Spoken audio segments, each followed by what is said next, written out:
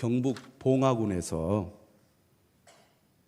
광산 매몰 사고가 지난달에 있었습니다.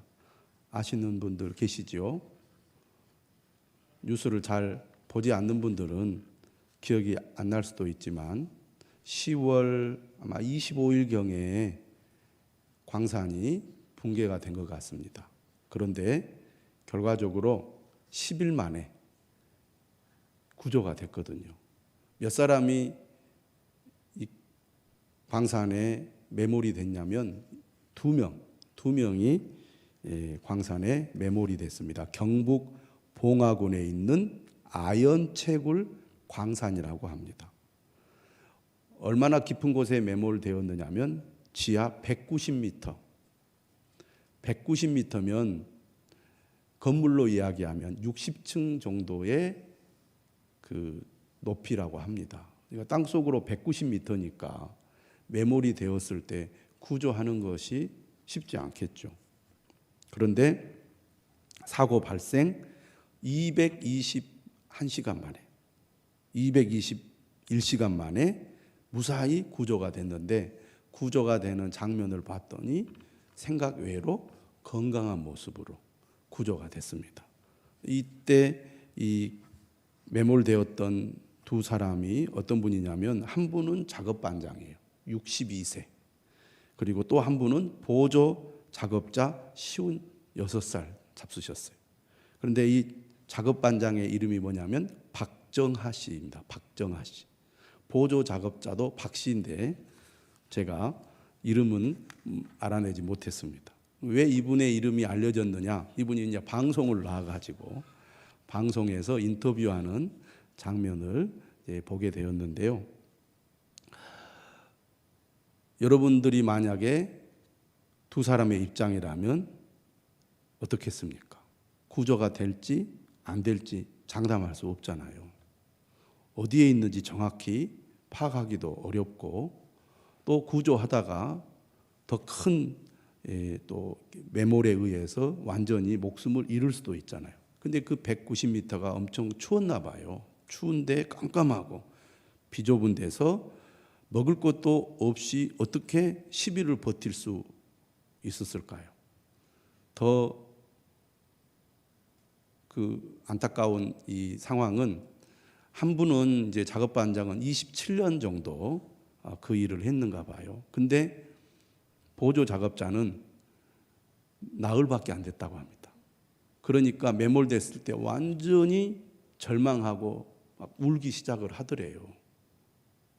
얼마나 앞이 깜깜하고 두려웠겠습니까?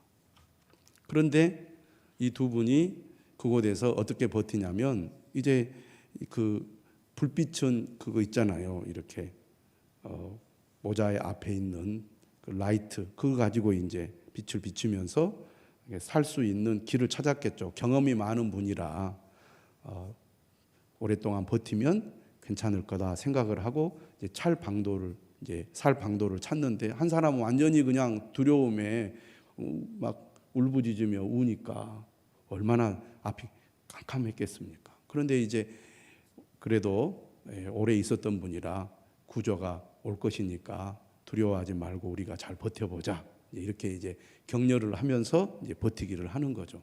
그래가지고 막대기로 이렇게 천막같이 세워서 비닐 있잖아요. 그냥 우리가 평소에 보는 비닐로 이렇게 텐트처럼 그렇게 만들어가지고 그 속에서 쪼그려 앉아서 졸다가 깨다가 졸다가 깨다가 버티는 거예요. 먹을 것은 뭐가 있었느냐? 먹을 것은 커피 믹스가 있었대요. 근데 개수는 제가 정확히 기억이 안 나는데, 그것도 이제 계속 먹다 보니까 떨어지는 거죠. 그럼 물은 어떻게 먹느냐? 물은 이렇게 이제 갱도 위에서 떨어지는 물을 먹는데, 그 이제 보조 작업자는 그걸 마시면 다 토하더라는 거예요. 아무래도 냄새가 많이 나지 않겠습니까? 시커먼 갱도 안에서 금속을 캐는 곳이니까 그 얼마나 비위가 상하겠습니까? 근데 이제 이 작업반장은 그걸 먹으면서 이렇게 이제 버티는데, 판장이라 가지고 큰 180cm짜리 그 판자가 아마 몇십 장이 있었나 봐요. 그것을 이제 30cm로 쪼개 가지고 불을 피워서 그 비닐 천막 안에서 이제 불을 이렇게 이제 피워서 그 추위를 이겨내고 그렇게 이제 그 커피 믹스를 마시면서 버티는 거예요. 그걸 10일을. 근데 이제 시간이 지나면서 주변에 있는 것들이 하나씩 없어지면서 거의 9일째 되니까 이제 그 불 뗄 조각도 얼마 남지 않는 데다가 이 불빛도 이제 서서히 꺼져 가잖아요. 그런데 구조의 기미가 보이지 않으니까 얼마나 힘들었겠어요. 구조 소리가 들린다고 하면 발파 소리가 들려야 되는데 발파 소리가 엄청 크대요. 모자가 벗겨질 정도로 발파 소리가 큰데 발파 소리도 들리지 않고 그래서 정말 버티다가 이제 9일 되고 10일이 돼가니까 반장도 이제는 우리가 이제 준비해야 되겠다. 구조되지 못하고 죽을 수도 있겠다. 이제 그렇게 얘기하고 나니까 너무 절망스럽더라는 거예요. 그런데 10일째 되는 때 이제 기적 같은 그 구조 소리가 들린 거죠. 발파 소리. 발파다 하는 소리가 들리더래 자기 귀에는. 그래가지고 이제 사람들이 막 이제 쫓아와서 구조해 낸 그런 사건인데요. 나흘밖에 경험이 없는 완전히 두려움 가운데 사로잡혀 있는 그 한 사람이 무슨 도움이 되었겠습니까마는 작업반장도 그 사람이 있어서 위로가 됐고 두려움도 이겨냈고 또 둘이 힘을 합쳐서 그 구조를 기다리면서 버티기를 할 수 있었다는 거예요. 그걸 보면서 만약 혼자 있었으면 훨씬 더 절망하고 두려움 가운데 죽을 수도 있었을 텐데 또 한 사람 별로 도움이 될 것 같지 않은 그 한 사람 때문에 오히려 더 그 생존에 대한 의지를 가지고 옆에 있는 사람을 돕고 그랬다는 이야기를 제가 들었는데 이 작업반장 박정아 씨라는 분이 참 유머가 있는 분이더라고요. 이제 전기도 다 끊어지고 바깥과 이렇게 연락할 수 없는 상황인데 그 인터폰이라는 게 있대요. 인터폰이라는 것이 있는데 이 보조 작업자 마음에 안정감을 주기 위해서 일부러 인터폰을 딱 들고 번호를 누른 다음에 전화를 하는 거예요. 내가 언제 나갈지 모르지만 맛있는 음식 주문한다고 음식 좀 준비해 달라고 막 그런 이야기를 했다는 거예요. 그런 상황에서 그렇게 농담 같은 얘기 하기가 쉽지 않잖아요. 근데 이제 그 한 사람이 늘 불안해하고 두려워하니까 옆에서 그렇게 전화하면서 언제 나갈지 모르지만 음식을 무슨 음식인지 제가 기억이 안 납니다. 팔팔 끓여가지고 준비해 달라고 전복 있으면 좀 전복도 더 넣고 맛있게 끓여달라고 나가면 먹겠다고 그렇게 이제 농담 같은 얘기를 하면서 옆에 있는 사람의 마음을 이렇게 안정시키는 그런 노력들을 하더라고요. 그러니까 함께 하는 사람이 있으니까 별로 도움이 될 것 같지 않는 사람도 그가 있어서 본인도 의지가 되었고 버텨낼 수 있었고 이렇게 구조될 수 있었다. 그런 이야기를 하는 것을 제가 들었습니다. 그걸 보면서 정말 죽음의 위기 속에서도 함께하는 누군가 내 곁에 있다는 것이 얼마나 큰 힘이 되는가 다시 한번 생각하게 되었는데요. 오늘 우리가 읽은 본문이 그 내용을 잘 말해주고 있습니다. 9절에 뭐라고 얘기하냐면 두 사람이 한 사람보다 나음은 그들이 수고함으로 좋은 상을 얻을 것임이라. 두 사람이 한 사람보다 나은 이유가 어디에 있다고 말합니까? 그들이 수고함으로 좋은 상을 얻을 것임이라.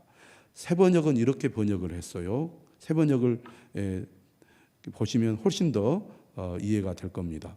혼자보다는 둘이 더 낫다. 두 사람이 함께 일할 때 더 좋은 결과를 얻을 수 있기 때문이다. 두 사람이 함께 일할 때 더 좋은 결과를 얻을 수 있기 때문이다. 한 사람이 자기 일을 하고 또 한 사람이 자기 일을 하는 것보다 두 사람이 함께 협력할 때 더 좋은 결과를 얻게 된다는 거예요. 여러분, 우리는 함께 살아가야 하는 존재입니다. 그런 의미에서 나와 함께 하는 사람이 있다는 거 여러분 정말 감사한 일입니다. 저 사람이 내게 무슨 도움이 될 수 있을까? 오히려 내게 짐밖에 안 될 것 같다. 이런 경우가 있잖아요. 그런데 전혀 도움이 될 것 같지 않는 그 사람이 중요한 때 나를 돕게 된다는 거예요. 여러분, 우리가 그런 생각 하잖아요. 힘 있는 사람이 힘이 없는 사람을 돕는다고 생각하는데, 실제로 우리가 살아가다 보면 오히려 힘 없는 사람이 힘 있는 사람을 도울 때가 있습니다. 여러분들도 다 그런 경험이 있을 거예요. 우리는 항상 뭔가 내게 힘이 되는 사람만 필요로 하는 경우가 많은데, 실제로는 힘 있는 사람도 필요하지만 오히려 힘이 없는 사람, 나에게 도움이 될 것 같지 않는 그런 사람도 실제로는 나에게 도움이 되는 경우가 많다는 거예요. 그래서 내 주변에 저 사람이 유익이 되지 않아, 그렇게 우리가 판단하기보다는 내 곁에 누가 있든지 그가 나와 함께 있다는 것 자체가 큰 힘이 된다는 것을 꼭 기억할 필요가 있어요. 그래서 10절에 뭐라고 말하냐면, 혹시 그들이 넘어지면 하나가 그 동물을 붙들어 일으키려니와. 힘 있는 자가 넘어질 때가 있거든. 그런데 전혀 힘이 될 것 같지 않은 그 사람이 결정적인 순간에 나에게 힘이 되어주고 나를 도와줄 수 있다는 거죠. 홀로 있어 넘어지고 붙들어 일으킬 자가 없는 자에게는 화가 있으리라. 11절도 얘기하죠. 또 두 사람이 함께 누우면 따뜻하거니와 한 사람이면 어찌 따뜻하랴. 함께 있다는 것 자체가 큰 힘이 된다. 저희 부모님을 이렇게 보면, 저희 아버지와 어머니가 이제 연세가 많이 들어서, 저희 아버지는 이렇게 귀가 좀 이제 잘 들리지 않아서 이제 말귀를 잘 못 알아듣는 경우가 많고, 또 의사 표현도 정확하게 잘 못할 때가 많습니다. 또 어머니는 말씀도 잘하고 이렇게 그 생각하는 것도 잘하는데 이제 몸이 또 약해가지고 잘 거동을 못 하시거든요. 그러니까 두 분이 함께 산다는 것 자체가 참 뭐라 그럴까, 자녀들이 볼 때는 좀 걱정거리가 되죠. 좀 불안하고. 그런데 이 두 분을 보니까 그래도 부부가 함께 같이 있다는 것이 그나마 지금까지 살아갈 수 있는 힘이 되지 않는가, 그런 생각을 해요. 그래서 한편으로는 그런 걱정도 하죠. 한 분이 먼저 돌아가시면 다른 분도 오래 못 살지 않을까, 그런 걱정이 되는 거예요. 그러니까 힘이 되지 않을 것 같은데도 노인들이 둘이 서로 이렇게 함께 사는 것이 계속 살아갈 수 있는 힘이 된다, 이런 생각을 했습니다. 그런 의미에서 내 주변에 내 가까운 가족이나 이웃이나 내 동료를 우리가 귀하게 여겨야 되지 않겠느냐라는 생각을 해보고요. 12절에도 이렇게 말합니다. 한 사람이면 패하겠거니와 두 사람이면 맞설 수 있나니 세 겹줄은 쉽게 끊어지지 아니하느니라. 줄이라는 것이 얇고 약하면 금방 이렇게 끊어지잖아요. 그런데 약한 줄도 세 겹을 이렇게 뭐라 그럴까요? 이제 꼬면 그것이 하나가 따로 있을 때와는 비교가 되지 않는 힘을 갖게 되니까 잘 끊어지지 않는다는 거죠. 그래서 우리가 함께 협력한다는 거, 함께 하나가 된다는 거 얼마나 중요한지 모릅니다. 특히 전도서를 우리가 생각해 보면 전도서가 계속 강조하는 것은 뭐냐면 인간의 유한함입니다. 인간의 한계를 말하죠. 인간의 연약함을 얘기합니다. 내일 일을 알 수가 없다고 얘기해요. 그런 의미에서 우리가 영원하신 하나님을 바라보고 그분을 의지하는 것, 그것이 지혜로운 길이라고 말하고, 우리에게 주신 기회, 지금이라는 시간, 오늘이라는 날을 감사하면서 의미 있고 보람 있게 가치 있게 기쁨으로 살아야 한다는 것을 전도서를 통해서 배우지 않습니까? 근데 문제는 우리가 사는 이 세상의 삶이 결코 녹록지 않다는 것입니다. 언제 죽을지도 모르고 내일 어떤 일이 일어날지도 모르는 현실을 살아가고 있는데, 어떻게 보면 오늘이야말로 하나님이 우리에게 주신 유일한 선물일 수 있는데 이 오늘이라는 날이, 현재라는 시간이 정말 우리가 행복하게, 우리가 기쁨으로 살아갈 수 있는 진정한 선물이 될 수 있느냐, 그 역시 보장하지 못한다는 거예요. 그러니까 우리가 날마다 하나님을 의지하면서 살아야 될 뿐 아니라 오늘 본문은 뭐라고 얘기하느냐, 이런 세상 속에서 함께 협력하고 돕고 위로하고 살아가면 하나님이 주신 오늘이라는 귀한 선물을 보다 기쁘고 가치 있게 살 수 있다, 이렇게 말씀하고 있는 것이죠. 그런 의미에서 내게 주신 가족, 부부, 또 부모와 자녀 간의 관계를 귀하게 여기고 서로 사랑하고 서로 격려하면서 함께 할 때 우리의 삶이 보다 기쁘고 행복한 삶이 될 수 있지 않을까 생각을 합니다. 저 사람이 내게 무슨 도움이 되겠어, 내게 짐만 되지 도움이 하나도 안 돼, 이렇게 혹시 생각해 왔다면 오늘 말씀을 생각하면서 그렇지 않구나, 하나님이 우리에게 주신 선물을 우리가 가치 있게 사용하려면 나와 함께한 사람과 더욱 하나를 이루고 협력하면서 곁에 있어서 돕는 자가 되어야겠다. 또 나도 그 사람 가족이나 또 내 옆에 있는 사람으로부터 도움을 받을 수 있겠구나, 이렇게 생각을 해야 되겠습니다. 교회 생활도 마찬가지죠. 우리가 신앙 생활도 잘 하려면 나 혼자 열심히 해서 잘 되는 게 아니라 교회 공동체를 통하여 믿음의 동역자를 우리가 가질 때 우리의 신앙이 더욱 견고하게 설 수가 있습니다. 그래서 함께 예배하고 함께 기도하고 함께 말씀을 나누고 함께 신앙생활 해 나갈 때 혼자 믿음을 지키고 신앙생활을 하는 것과는 비교할 수 없는 큰 힘을 얻는다는 것입니다. 많은 분들이 혼자 신앙생활을 하는 분들이 많이 있습니다. 다른 사람과 함께 하는 것이 번거롭고 불편하고 도움이 안 되고 오히려 내가 손해를 보는 것 같은 그런 이 경험들을 우리가 하다 보니까 다른 사람과 함께 하는 것을 두려워하거나 불편해하는 사람들이 있는데, 오늘 말씀을 우리가 다시 한번 보면서 그렇지 않구나, 함께 하는 것이 중요하구나, 그래서 교회가 중요하고 또 믿음의 동역자들이 중요하구나, 반드시 여러분들이 그 사실을 깨닫고 함께하는 여러분 되시기를 바랍니다. 그래서 신앙이 성숙하고 성장하려면 함께하는 신앙생활을 하는 사람이 되어야 합니다.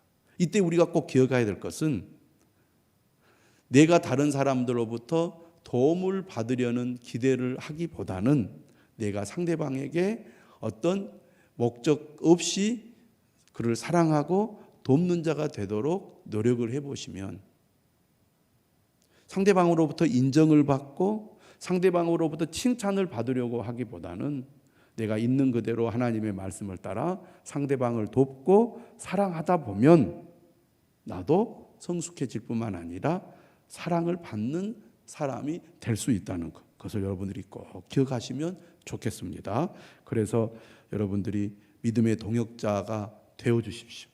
옆에 있는 분의 믿음의 동역자가 되어주십시오. 함께 예배 드리고 함께 기도하는 일에 여러분들이 동역할 때 여러분 자신도 하나님의 은혜 가운데 살게 될 뿐만 아니라 여러분을 통해서 여러분의 옆에 있는 믿음의 성도들도 영적으로 살아나고 이 힘든 세상을 잘 이겨낼 수 있으리라 믿습니다.